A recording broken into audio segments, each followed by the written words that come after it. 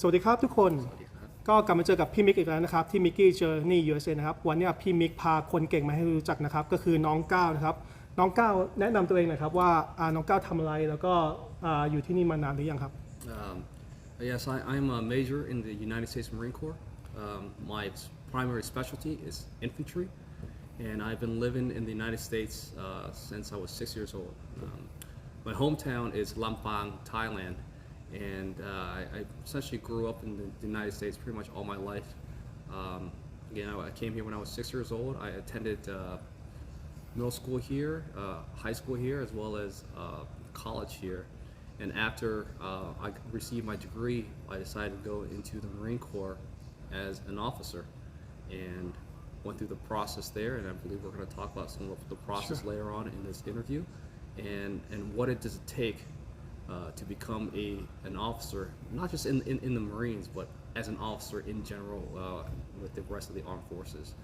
The Marines is very unique.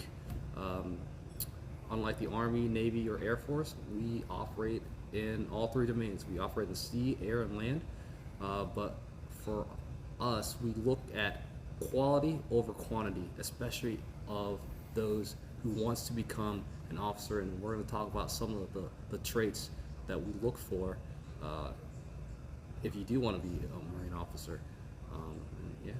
โอเคครับก็อย่างที่ทราบนะครับก็คือว่าพี่มิกอาจจะคุยกับน้องก้าวนะครับก็เราอาจจะคุยเป็นภาษาอังกฤษกันแต่ว่าเดี๋ยวพี่มิกจะแบบอาจจะช่วยบรรยายนิดนึงเพราะว่าน้องก้าวก็คืออย่างที่บอกครับคือมาอยู่นี่ตั้งแต่ช่วงอายุประมาณ6 ขวบเนอะแล้วก็คือมาถึงที่นี่ใช่ไหมครับก็แบบย้ายมากับทางครอบครัวนะครับแล้วก็ได้มาเรียนหนังสือจนจบไฮสคูลแล้วก็มีความตั้งใจนะครับอยากจะเข้ามาเป็นทหารนะครับแต่ว่าทหารเนี่ยไม่ใช่เหมือน Army Air Force Navy นะครับก็คือเป็นทหารนาวิกโยธินนะครับหรือว่าที่ทางอเมริกาเนี่ยเรียกว่า Marine Corps ซึ่งถ้าทุกคนรู้ในสายทางทหารนะครับก็คือ Marine Corps เนี่ยถือว่าเป็นในส่วนตัวของพี่มิกกับพี่มิกเป็น Army คือ Marine เนี่ยคือเป็นสุดยอดนะครับคือแบบว่าในบรรดาทหารคือ Marine ถือว่าเก่าที่สุดแล้วอีกอย่างหนึ่งที่อยากจะให้ทุกคนเห็นนะครับคือน้องก้าวเนี่ยเป็นคนไทยนะครับซึ่งมีตำแหน่งนะครับตอนนี้เป็นระดับพันตรีนะเป็นพันตรีหรือว่าในทางทหารก็คือเป็นระดับออฟฟิเซอร์ยศเมเจอร์นะครับหรือเมเจอร์หรือว่าโอโฟนะครับถือว่าเป็นคนแรกนะที่พี่มิกเห็นว่ามีตำแหน่งสูงขนาดนี้นะครับเพราะว่าพี่มิกมีเพื่อนเป็นออฟฟิเซอร์คนไทยเนี่ยอยู่ประมาณ 10-20 คนแต่ว่าก็ส่วนใหญ่อาจจะเป็นระดับ O3 นะครับก็คือว่าน้องก้าวเนี่ยถือว่าทำทหารมาทั้งหมดเกือบ14 ปีนะครับแต่ว่าเดี๋ยวเราจะค่อยๆคุยกันไปนะครับเดี๋ยวพี่มิกจะคุยกันไปเรื่อยๆแล้วอาจจะมีซับไตเติลให้ทีหลังนะครับก็อันนี้ลองแนะนำให้ฟังคร่าวๆก่อนโอเคครับก็ so you said you came here since 6 right and then because that time is like very old school and nobody know about military Thai people doesn't know much about it and how did you decide hey you're gonna serve in a Marine and like who inspired you So for anybody who wants to go in the military, especially the United States Marine Corps, it has to be a calling. You just have to know it within yourselves. But for me, it was really not much of the military per se, as it was that I believed in a certain set of values. The values of personal accountability, resiliency, ethical leadership, servant leadership.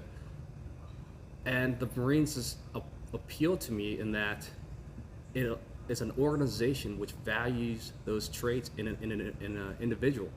So that's really why I decided to pursue a career in the Marine Corps. And essentially, after high school, I just had to research what it would take to become an officer in the United States Marine Corps and what are the processes and the steps that I had to clear in order to become an officer.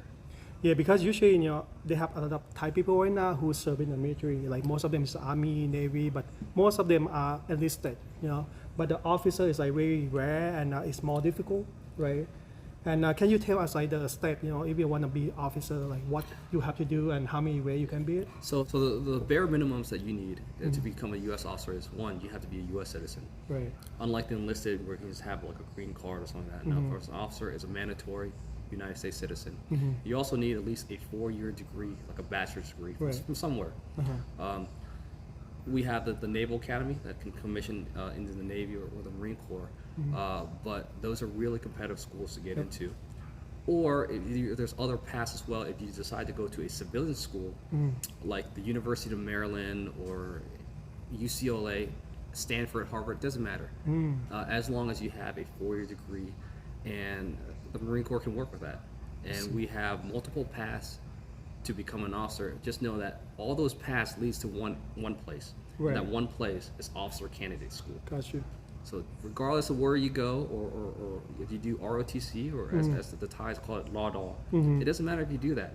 All that does, it sends you to officer candidate school, I see. where you will then be screened again for 10 very painful weeks. Wow. Based on what you say, seem like they have multiple ways to go to become officer.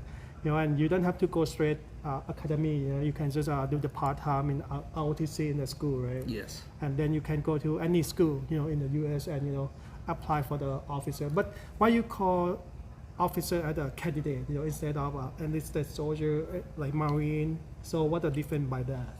So in enlisted, when you go in as enlisted, you call it a recruit. It's because people you're recruited. Right.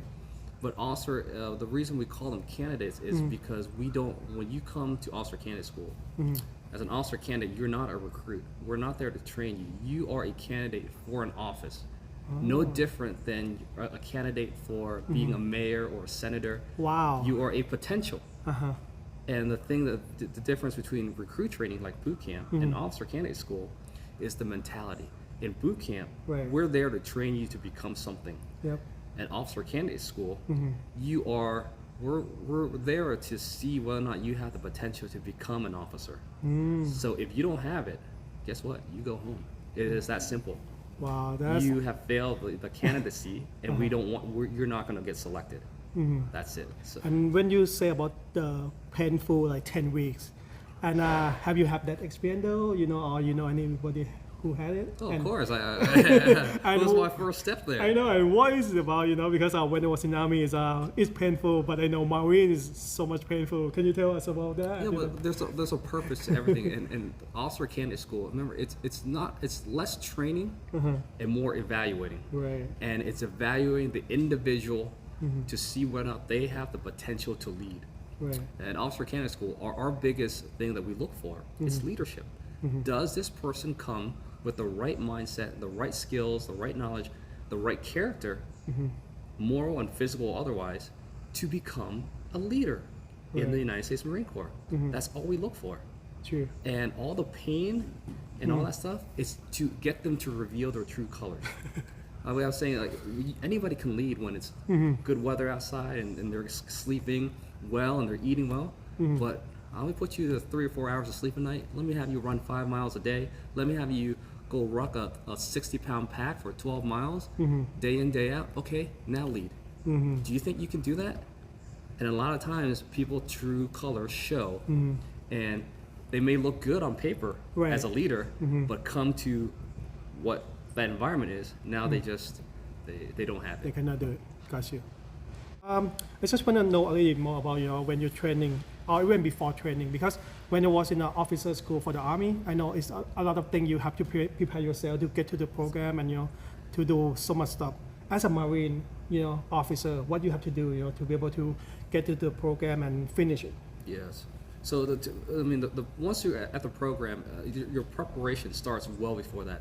At least at least I would say, to set yourself up for success, 3 years Wow. prior to going to OCS, or when you expect to go to OCS. Wow. So after that first year in college, understand what you want to do, and your sophomore year, start working with we call it a Marine OSO, an officer selection officer. And there's different officers throughout, and it's like, and just work with them, and then they'll prepare you to go to OCS. One is the physical rigors.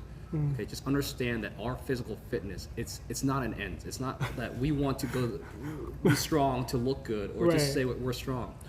We are physically fit. It's because our jobs is demanding. Right.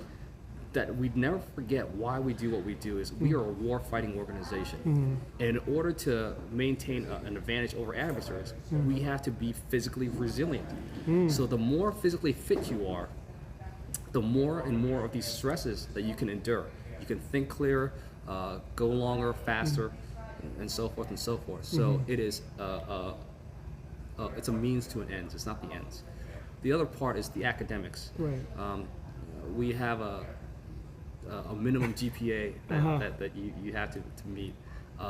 To be competitive, you have to be at least a 3.0 GPA in your college. Because remember, when we look, when we I don't say we recruit, but when we bring in people from all the colleges, we look at not just their grades and their physical fitness, we also look at where do they stand in their class rankings. And a lot of times we like to look at the top 15%. Wow, that's a lot. And those are the ones that we like to offer seats at officer candidate school.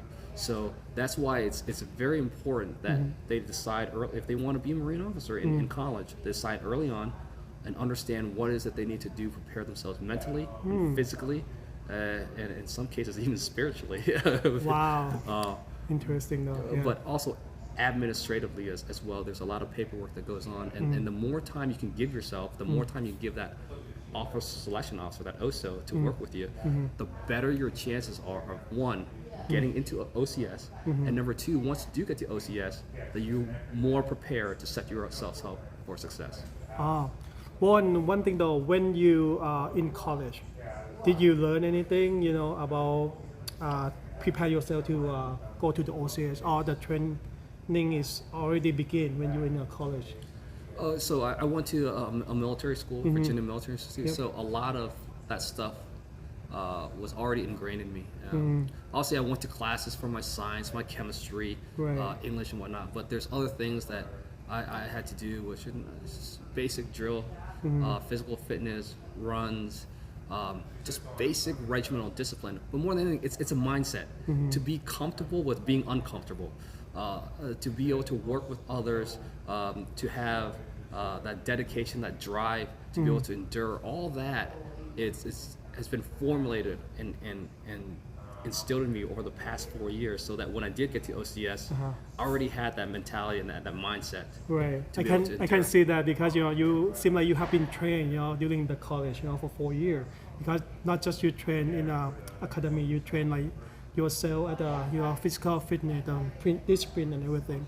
And when you go to OCS, it's like seem to be not too difficult for you. It wasn't too different. And here's the most people that had the most difficult times were those that never were exposed to that, and then they come and it's a shock to the system.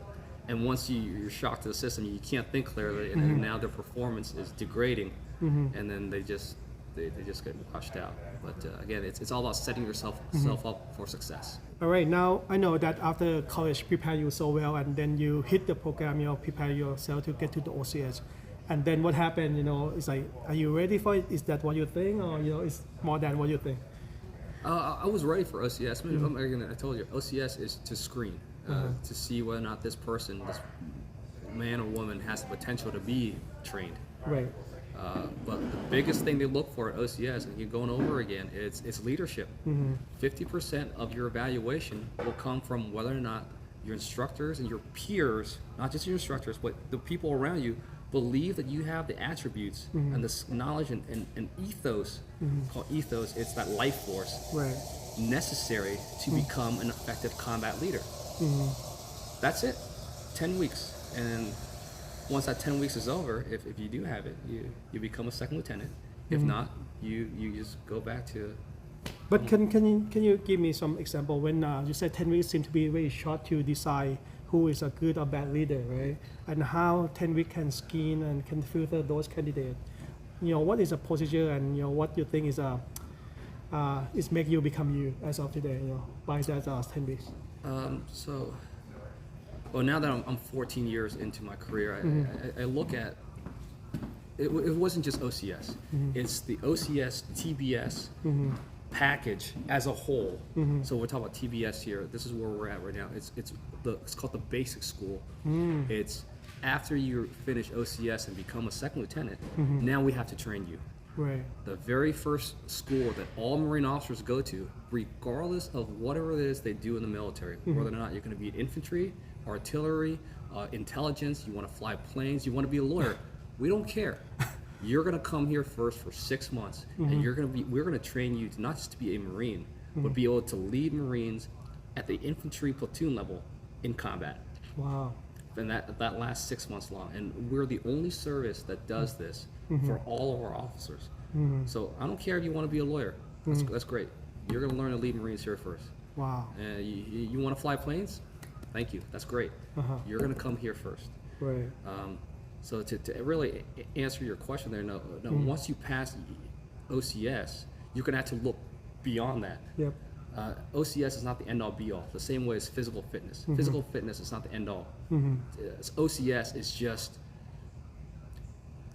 get through that phase so that you can move on to become a more well-rounded leader. And that's the career progression the Marine Corps has is entry level, you come in, you pass this hurdle, and now we're going to continue to shape you for the next 6 months. After that, we're going to continue to the next 6 months, and if you're a pilot, to almost 2 years. The military invests so much money in developing its Marines, whether it's officer or enlisted, but because our philosophy is, it is the Marines that makes the Marine Corps. Right. What I mean by that is, if you look at the Navy, what does the Navy have? Ships. Ship. Yep. Right? You can't have a Navy without ships. Air Force? Planes. Yep. Right? Army, trucks, tanks, attack helicopters. Marines, our philosophy is the Marines make the Marine Corps. Everything else that we have enables that one Marine to do what their job is. Wow. So that's why we invest so much in training and education on the very front end, as well as throughout their career as well. So if you want to be an officer, just know that your first year and a half at least is going to be in some sort of a schoolhouse. I see. But it seems to be, like continue learning. It's never end. Right? It never ends. And when you say something about Marine, I can even, think about, you can be everything as a Marine. You can do, fight on the land, fight on the water, fight on the air. Which is like really unique. That's why, as a military personnel, everybody respect Marine because, they can do so much. Wow. Also, one thing, since I was in the military, we have a mix of culture. The women, from people from different culture and background, right? And as a Marine, and even though as an officer in the Marine Corps, is that make different though? Like the women can train, and even people from different background can do also. Yeah, absolutely. So the Marine Corps, at the very root of our organization, is it's a meritocracy, meaning that if you're able to do this, we're going to let you do this. Right. And even now, if you look at what has evolved into the armed forces, what's opened up to more jobs for women. Before, women were buying from infantry, tanks, any things that will place them in a combat arms way. Now, all that barrier has been removed. Okay. Now, it doesn't mean there's certain personal stigma, but that's it's still there. But that's the thing where, as an officer, is you have to realize the culture that we're in, and how do you shape that culture in order to be more receptive, so that women, minorities, and even gays and lesbians can serve with their country with honor and be treated with respect and dignity, and no different than anybody else. And our culture has actually evolved to that. We're not there yet. There's a lot of work to do, but we are moving in that direction. And you go back even 50, 60 years, World War II, we were still fighting with segregation, where blacks and whites can't serve together. And then once we start integrating and whatnot, there were still obstacles, but understand that it's not going to happen overnight. Being a minority here, have I experienced any discrimination? I don't think so. I think when I came in the Marine Corps at 2007, America was fighting 2 wars, but remember the military, we're an all-volunteer force, meaning that we take in people from all across America, regardless of your background. Right. We have, in the Marine Corps, we have one standard. That's the Marine Corps standard. What is that? We have one standard, that's the Marine Corps standard. Oh. Okay, so if you can meet those standards, regardless of what color your skin is, or by what name you call God, if you believe then we are going to take a look at you objectively, and if you have it, if you've got what it takes, and you meet those standards, then we want you to become a Marine. Yeah, and that is something that, even I'm the minority, I'm very impressed about, how the military in the U.S. operate in a way that, we are so diverse, and we, don't care much about, what is your the background in, we open the opportunity for you to become you, right? Basically. That's right. And the military as a collective culture, I think we have realized over the last 20, 30 years that it is our diversity is what makes us so great and so strong Right. as a fighting force. Because remember, the military, we don't operate here in America. Our field of operation is out there in the rest of the world, True. where not everybody is going to look blonde hair, blue-eyed white person. True.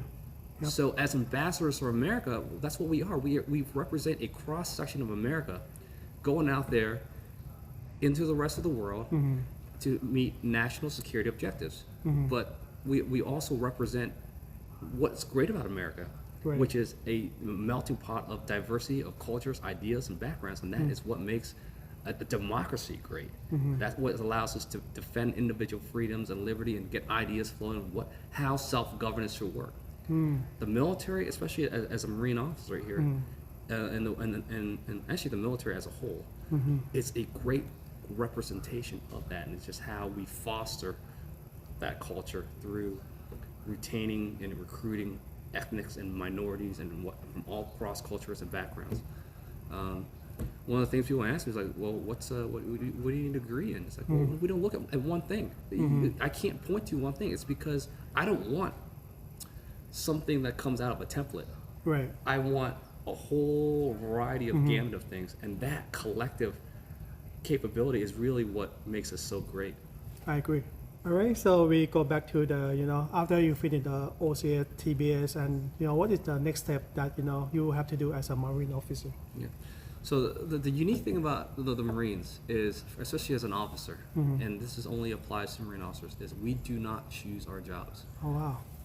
Unlike the enlisted, if you work with a recruiter and you say, I want to shoot artillery, they can almost guarantee you after boot camp they're going to send you artillery school. Or if you want to be I don't know, a musician, they'll say whatever it is. Yeah, you can do what you want to do. Marine officers, it's a different mentality. Right. The Marine, when an officer gets done with OCS and comes to TBS, the Marine Corps essentially chooses our jobs for us. And that is based on how well you do here at the basic school. So based on your grades, what your instructor's input is, and also you can also say, oh, these are my top choices, so you have an input in there as well. But based on how you do well here at the basic school, your instructors and your leadership here might say, hey, this person is going to be a great logistician. Congratulations, you're after this, you're going to go to logistics school. Or this man or woman has the aptitude of being an infantry officer. Congratulations, now you're going to be an infantry officer. Even though that person may want to be like an intelligence officer, or communications, or whatever it is. So the idea is, as officers, we serve the institution. So, and then the needs of the institution, the Marine Corps will always come first. Right. It's not about you, okay? It is about the institution, the needs of the institution, and those that you're going to lead. And if the institution believes that your skills are better placed somewhere else or whatever it is, then yeah, that's where they're going to put you. I do like a lot when you say, everything about Marine Corps. It's not about yourself, it's about the whole organization in general. That what they want you to do, you just go for it with the mission, and that is really inspiration actually. And also, and what is your job at the end? When you actually finish the TBS. Also at TBS, I was assigned an infantry officer. Oh wow! Which is for us actually in the Army or actually I felt like it was an honor because for us it's the most competitive. It is. Especially as an warfighting organization, everything revolves around the infantry. So to be an infantry officer means that you will then become that proverbial pillar that guides the rest of the battle. Lead from the front, that's what an infantry officer does. Wow, that's like one of top, what can I say is best of the best, to get to this job, because I know a lot of friends that I know, they fought for it to get this job, and wow, see, you're like one of the best. I'm sure about that. Until you get to infantry officers course, then it's even more painful. Then I thought OCS was painful. Then I got to infantry officers course, which is here, not too far from here, and that's another 15 weeks or so. But that is even more painful. But once you're done with that, you get your platoon and you get assigned to another duty station. Wow, and then you go to the infantry school, right? And then that take a while, right? And then can you tell us about let's say what they train you, and it's even more painful, right? Yeah, so the infantry school for the Marines is called, for the officers anyways, it's called Infantry Officers Course. Right. And it's here on the basic school, it's here in Quantico, but the curriculum is designed so that in order to go to that school, it builds on the foundations of the basic school. Yep. So it's not like you're learning anything new. You're just continuing on from this next, from the last 6 months, and then you're taking those skills and you're refining. It's kind of like keep sharpening that sword until it gets sharper and sharper and sharper to a point where it just slices through anything through butter. And that's what they groom you to.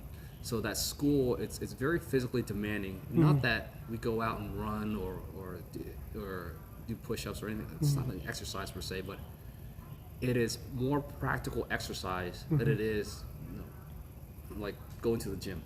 So we practice offensive operations, defensive operations, night operations, raids, patrolling, mounted operations, and we do this the same way as if we were going to fight.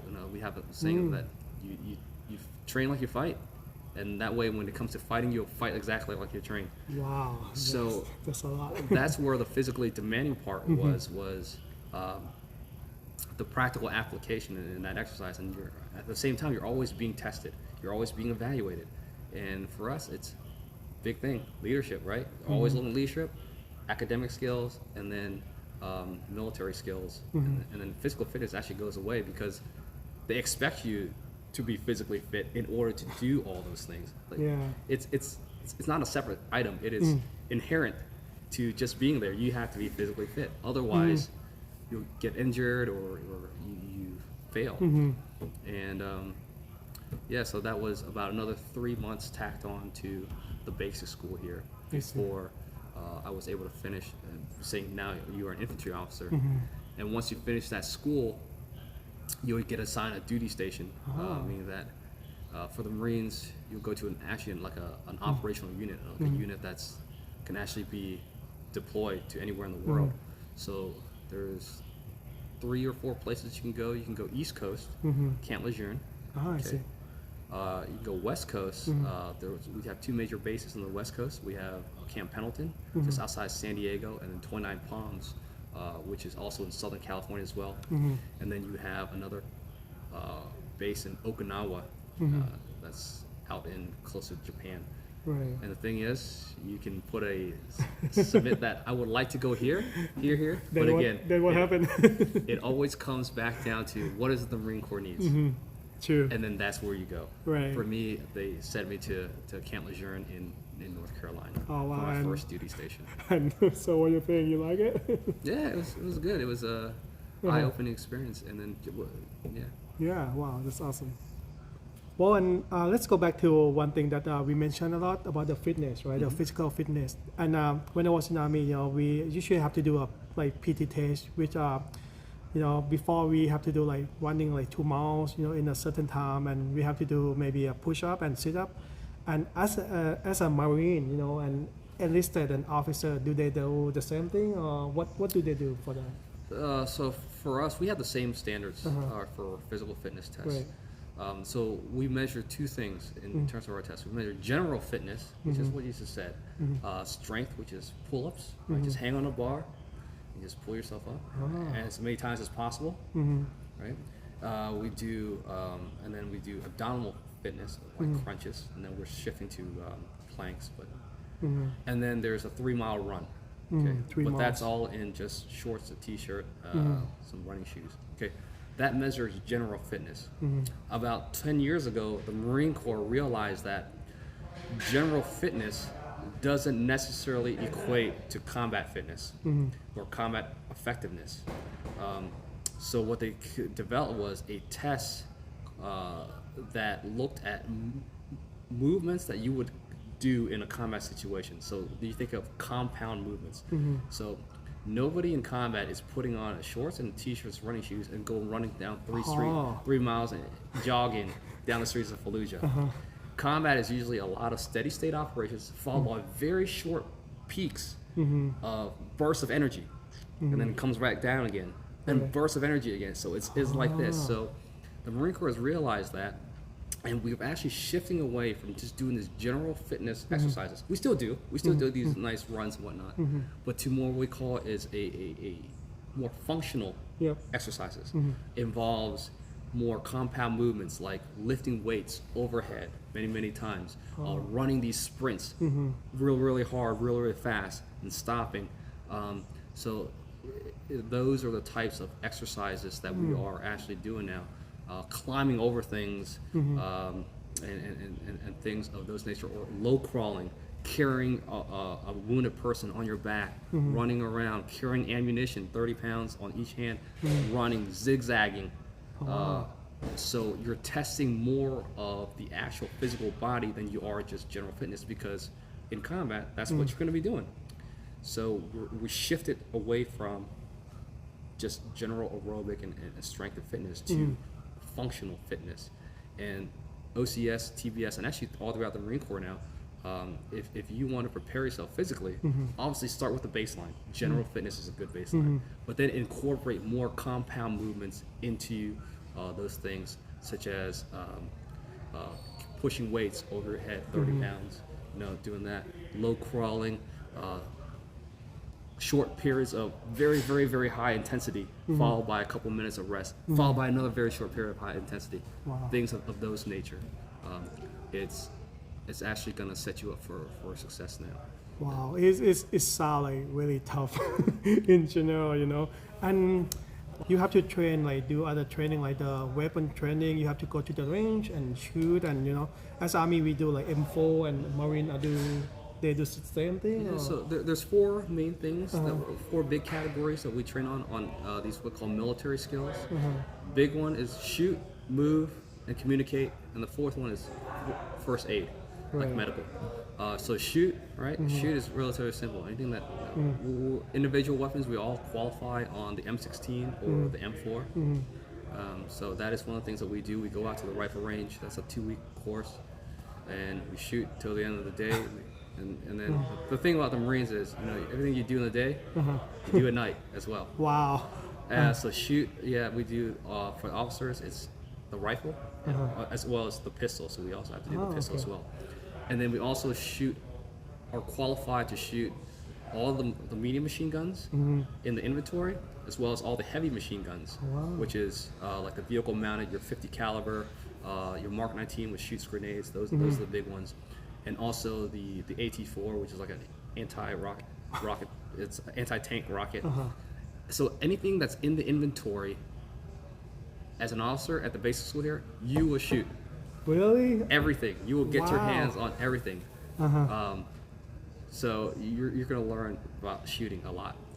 I see. So once you get all that done, moving, okay, you're going to learn about mounted operations. Mounted means you're in a vehicle, and how do you do that? Dismounted is you're on foot, and how do you do that through urban areas, through the tree line, or even through the water even. It's crazy.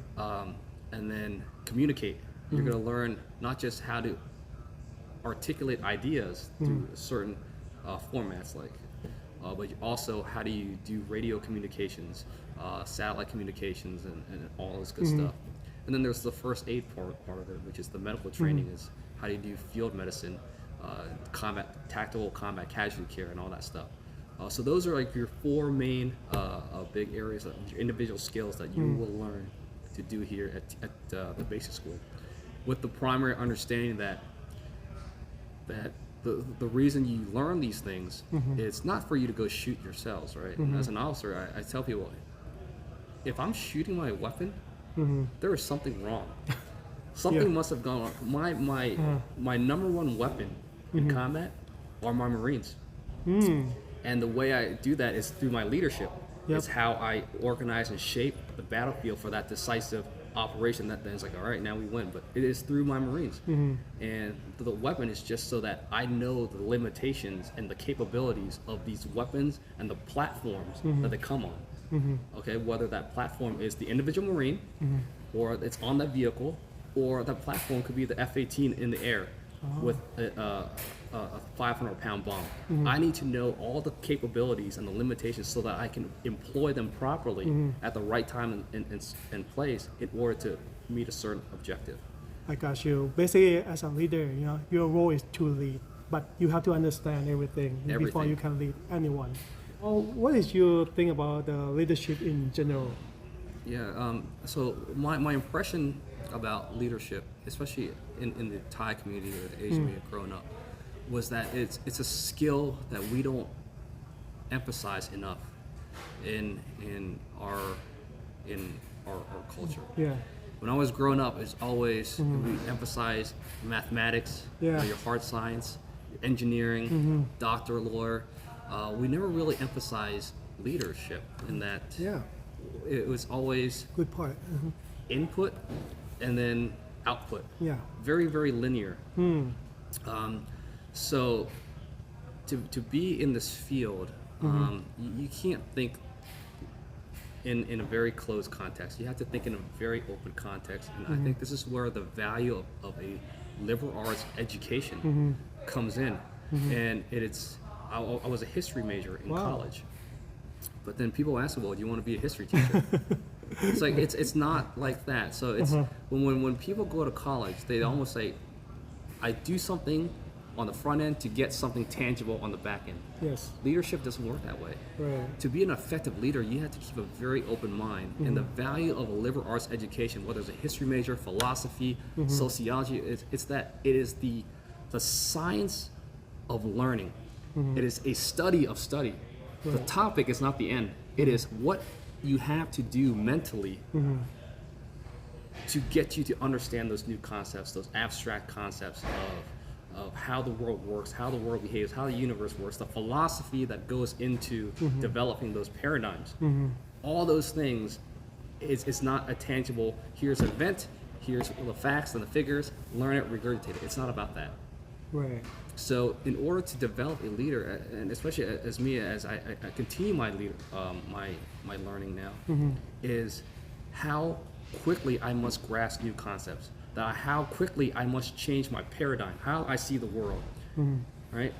And as I'm getting new things and it doesn't fit this paradigm, now I need to have that mental discipline to recognize that I am shortcoming, that I need to deconstruct this paradigm, build something new so that that new material will make sense. A military, especially a combat environment, is just like that. You're taking in so much new information, new materials, that you have to make sense of it all. And better yet, on the back end, articulate it to those that you're leading so that they understand your vision, understand your intent in a manner that makes sense and that is executable.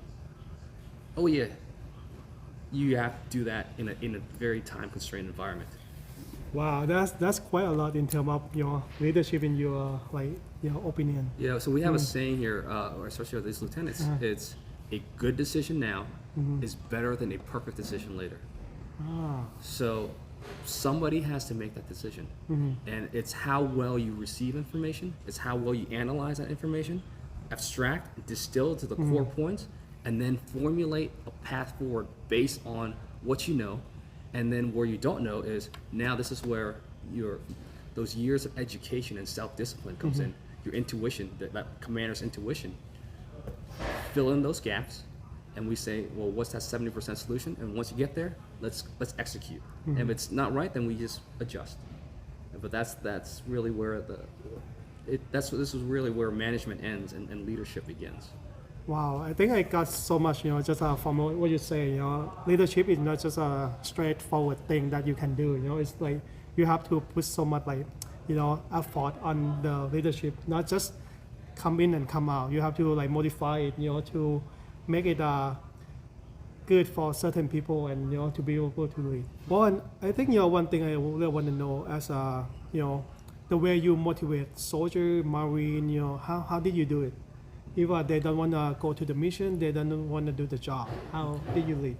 So for the Marine Corps, if you look at Officer Candidate School, the very first school that all officer candidates come to, on the very badge and there it has in Latin it says Ductus Exemplo, Which mean what? which means lead by example. Wow. So it shows you how much that officer really becomes that guiding light, that beacon of hope, of inspiration. And a large part of it is just being present, just being there. It's about more than developing the path forward, but it's about shared hardship. Wow. And the reason you do all those stuff is you build trust. And when you have a trust in a unit, you have a very good functional unit, and you have a very combat effective unit. And anything that erodes trust, deception, not being transparent, not walking the walk, not doing as you say, or behaving in a certain way, that all erodes trust, and that erodes combat effectiveness. Marines are only as good as the person to the left and right of them. So that's always saying it's like a football team, right? Right. It takes a team to win games, True. not players. So it's about building that team, and what holds that team together is trust. So leading by example, being that setting the example, and number two, shared hardship, and number three, understanding that you have to be genuine about it. Your subordinates, if you're doing something or trying to lead in a way that it's counter to what you feel, for example, our philosophy here is servant leadership. If they feel like that you don't have their best interest, they're going to see right through that, and that's going to erode trust. So for us here, servant leadership forms the basis of all other leadership styles that we have. So it means that just because you're up there as a higher rank, every higher rank has the incumbent of serving that lower rank, meaning that the higher the rank goes, now we have a bigger and bigger mission. But in order to do that mission, you have to set up their subordinates for success. And it's the way you do it is shaping them, right? Developing them through tough love, that's what I call it before. But also shaping the environment, the operational environment, making sure they're fed, making sure they're getting paid, making sure their families are taken care of, all this stuff. And also shaping the battlefield. That I'm not going to send in a whole platoon of infantry guys into a frontal assault of a bunker when there's 3 machine guns, enemy right in there. I'm going to do something in order on those gun positions through supporting arms, through dropping bombs or mortars or whatever it is, in order to set up my guys so when they do take that hill or that enemy position, that they're going to have a very high probability of success with as few as casualties as possible. So doing all that right there comes right down to building trust as a leader. And then when they see that they have you have their best interest in hand, that's really where you become an effective leader. Wow, I think this is very good point that if you are the manager in a corporation or any company, you can use the same concept as a military leader to apply for those specific jobs, and I think that's come to the teamwork, right, and be able to make sure that you can make the trust in anyone that you're gonna lead. Well, as of the major or in Thai as a pantry, how did you progress on your career, from the second lieutenant to major? So the military in general, not just the Marine Corps, for all the ranks, has this thing called up and out. Either you get promoted or you just go away. Right. So from second lieutenant to first lieutenant, you basically just have to do your job. It's almost guaranteed 100%. After 2 years, you go to first lieutenant. Gotcha. Okay, but that means that because most of the time in your second lieutenant time, it's spent in training, and some people actually make first lieutenant while they're in training because that's just how long you spend. Right. So first lieutenant, once you're a first lieutenant, it's almost given. Once you're first lieutenant to captain, there's another board that comes up, and it's about 4 years total from second lieutenant to captain, and the board generally will select about 90%. Okay, going from captain to major, you're gonna spend a total about 10 years in before you even come up to the board. So going back to the up and out is if as a captain I didn't get selected on my first board, okay, I have one more chance on the next year's board to be looked at with fresh set of eyes, and if I still don't get promoted, then you just go away. Yeah, so scary. And it's the same way as major to lieutenant colonel, lieutenant colonel to colonel, brigadier general, major general. It's the same way. So you can't, in the military here, you can't sit in one rank and then you're going to be a 50-year-old captain. No, it doesn't work that way. Right. Because we always look at, we want new innovation, new thinking, and whatnot to come in. So that's where it becomes pretty difficult. So one of the things that they look at is, from your lieutenant time, first lieutenant, second lieutenant, they're just looking how good are mostly it's technical skills, but also general leadership as well. How well you employ your subordinates, that unit, to meet tactical objectives.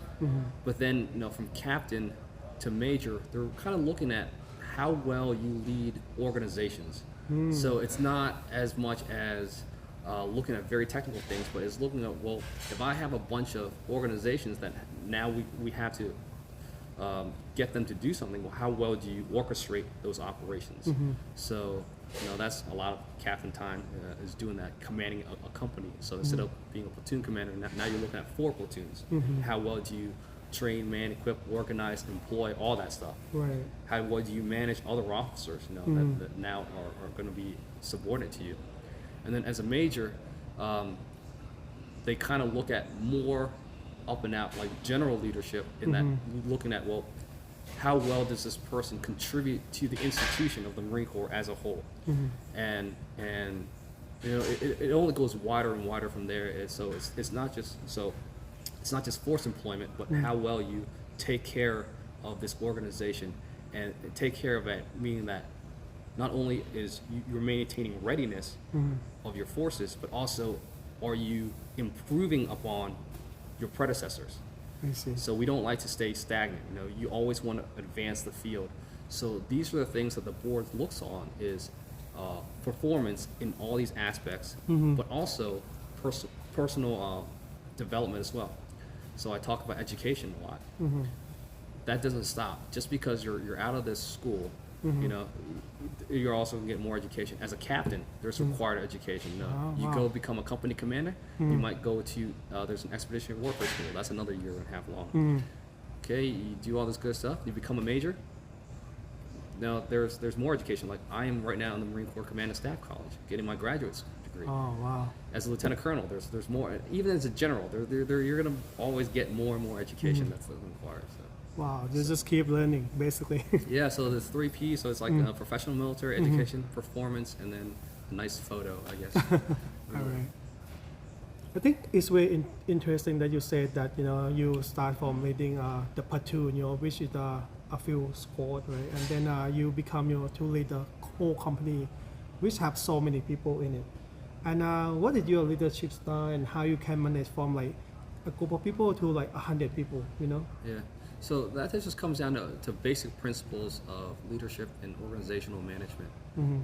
If I have, whether it's 40 people or 140 people or 400 or 4,000, it doesn't matter.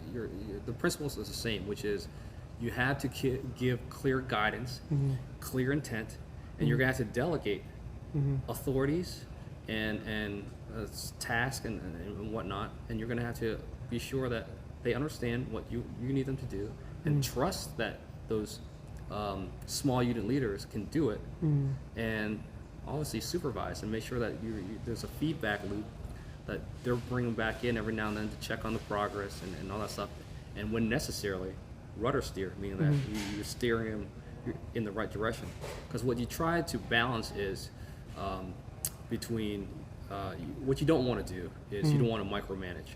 Right. That's just horrible because it erodes trust. It's not efficient. You can't be everywhere at the same time, but you have to know who you're leading. So as a company, if I have 140 people, I'm not going to go to every single 140 of them. I'm going to have platoon commanders, those young second lieutenants, first lieutenants, and my job really is twofold. It's mission accomplishment through them by using them, right, giving them clear mission statements. This is your task. This is why you're doing it, and this is my intent, okay, the overall and how you're going to fit in this big picture. The second part of it is I have to develop my subordinates in order to ensure that they are set up for success. Which means that I need to know them on a very personal level, where they're strong, where they're weak, and then where I need to develop them in order to get them up there. Because I don't want to assign them a task or a mission that is well beyond their cognitive capacity or maturity at that point in time. So I'm going to bring this back. We're a people organization. Okay, so if I'm going to have lieutenants working for me, I need to know each and every one personally and how well there are along in professional development. And then from there, I can assign what we call truth to task, the right person for the right job. And then at the very end, obviously do a follow-up, the supervision, and then figure out what resources I need to divert or reallocate. It's like being a conductor in an orchestra. If I'm there to make music, I'm not playing an instrument. I don't have a flute or a piano or a violin. I'm just waving the stick, right? A stick. It's really it's a representation of my leadership. How things should go, and then where things are deficient, that's where I'm going to spend my resources on, and then I'll come right back out to get that big picture and ensure that the big picture is being met. Wow, and and just from what you say, just go back to like when you say as a leader, if you don't go up, you have to out, right? And they don't have many position on the top level. And how do you get to that? Part of it is it's again the needs of the Marine Corps. There are years where the Marine Corps would need a lot of people. So if there's a lot of, for example, going from captain to major, if there's a lot of spots for majors because the Marine Corps is growing, because based on what is happening in the Pentagon and at Congress, then yeah, more people will get promoted. But if we're downsizing and there's less people, they'll, if there's only 100 spots but 200 people are confined, I'm sorry, 100 of you will not make it. Not because they're bad people, but that's just how our organization works. We're tied to what the Secretary of Defense wants, what the nation needs, and what the Congress says that yes, you can do this. So we're always tied back some way to the people of the United States, the tax dollars. So if the Marine Corps wants to grow the mission and whatnot, and yeah, more people are going to make it. But again, and that's if they meet the requirements. So there are some years where we don't want to promote anybody who's not qualified. But obviously, if we have to be understaffed, then we'll be understaffed. We'll just make do, and that's our philosophy. Wow, it's so like competitive out there. It's a very competitive field. Again, today I got so much information from you, and I learned so much, and I think people who listening, will got so much information as well. And just before we go, what can you recommend people like the young generation, who wanna follow your footsteps, if they wanna, at least come to US, be able to serve in the military and they wanna become Marine, and even though wanna become Marine officer, what is your recommendation for them though? Well, my first recommendation is look within yourself. Ask yourself, do I really want to do this? And the why. And it's if you don't have the right intentions, you're going to have a horrible time. Even if you make it through all the training and whatnot, you're going to have a horrible experience. I'm going to tell you right now, it's not a hard job. It's a very challenging job, but it's not a hard job. And at the end of the day, you're going to be broken, you're going to be tired, you're going to be whatever it is, but it's a very fulfilling job in that the more you put into it, the more you can get out of it. But you're going to have the right mindset, more than you're going to need to have the heart for it. Right. It's okay. Number two is don't be intimidated by the process. It is a lengthy process, and that's because, again, we like to select the best and brightest, but do not be intimidated by it. The Marine Corps, as well as all the other services, has developed many mechanisms for young people like yourself to apply and people to guide them through the application process and saying that these are the current standards and these are the current skill sets required, and then they'll work with you. It's not like we're going to shun you. You have to show up at the door with everything intact. It's like, no. Again, our job as a force, as servant leadership going back is to set people up for success. If you want to come to us, we're not just going to set you up for failure. No, we're going to work with you because we do want you to be successful. Marine Corps always needs new officers every year. Okay, so and again, we also want the best and brightest because we do understand that the best and brightest also go somewhere else. We have to compete with the rest of America to get people to come join us. So understand that if you want this bad enough, people, we will work with you. And the last thing is prepare yourself mentally, physically, and academically, but more importantly, morally. I'm gonna tell you right now, all the years I spent in college, how much facts and figures and theorems I can recall, all like zero. Wow. But one of the things that's always stuck with me is my moral compass. True. And as leaders who's going to be operating on the very forward edge of foreign policy in austere environments with little to no supervision, that is the only thing that you're going to have guiding you is your moral compass, and everybody's going to be looking to you for that. And the beauty of that is it lasts throughout your career all the way until the day you die. Basically, you can be 80, 100 years old. It doesn't matter. You can always take it with you. The beauty of this organization is it helps you refine that and instill that in you. But also that's another thing we can't train. Right. We can go through ethics and ethos and what should be done, but unless you come with that foundation of character, we can't do anything about it. Yeah. So ask yourself those questions. Do I really want to do this? What is it I need to do? Figure out those things that you need to do. Have that bias for action to understand, know yourself, and seek self-improvement, whether it's physical, academic, mental, or moral. Go figure it out, and then work through the different processes that we have so that we could get you to officer candidate school, that you could excel there, and that you could come here to the basic school and get a world-class military education on combat leadership that you're not going to get anywhere else in the rest of the world, and then you're going to go out and do great things and for not just America but for the rest of the world.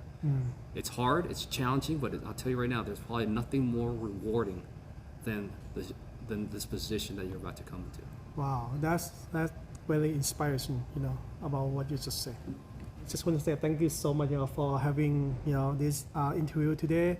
And if any audience or young generation want to follow you, so is that okay if, they can ask me and I reach out to you? Yeah, absolutely. I'll give you my email, either my personal email, and then if they have any questions, absolutely feel free to reach out to Mickey, and then I'll be sure to answer any questions. That's awesome. And also, if someone want to check out, how to become a Marine officer, is there any website or anything they can Google or, research?